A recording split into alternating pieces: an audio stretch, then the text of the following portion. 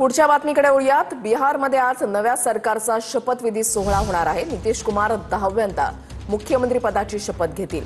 राजधानी पटनामधल्या गांधी मैदानामध्ये शपथविधी सोहळ्याचं आयोजन करण्यात आलं आहे। सम्राट चौधरी आणि विजय सिन्हा पुन्हा उपमुख्यमंत्री पदाची शपथ घेणार आहेत। मुख्यमंत्री देवेंद्र फडणवीस, उपमुख्यमंत्री एकनाथ शिंदे आणि अजित पवार सोहळ्याला उपस्थित राहणार आहेत आणि यासोबतच अनेक राज्यांच्या मुख्यमंत्र्यांना सुद्धा आमंत्रण देण्यात आलेलं आहे। आज सकाळी 11:30 वाजता पटनामधल्या गांधी मैदानामध्ये हा शपथविधी सोहळा होईल।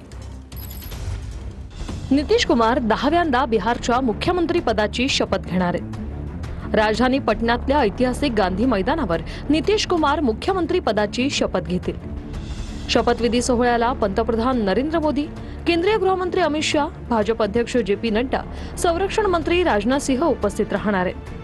महाराष्ट्राचे मुख्यमंत्री देवेंद्र फडणवीस, उपमुख्यमंत्री एकनाथ शिंदे आणि अजित पवारही या सोहळ्याला उपस्थित राहतील। बुधवारी पटनात एनडीएच्या विधिमंडळ दलाची बैठक झाली।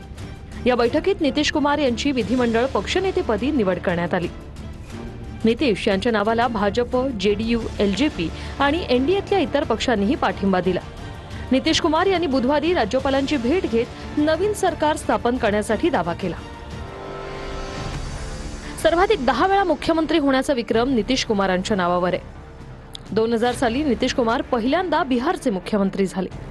नितीश कुमार यांनी वेळोवेळी आपल्या राजकीय आघाड्या बदलल्या।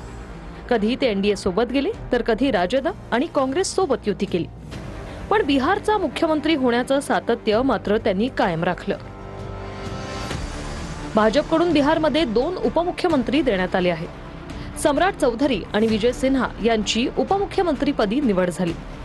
सम्राट चौधरींना भाजपच्या विधिमंडळ पक्षनेतेपदी निवडण्यात आले, तर विजय सिन्हा यांना विधिमंडळ उपनेतेपद देण्यात आले।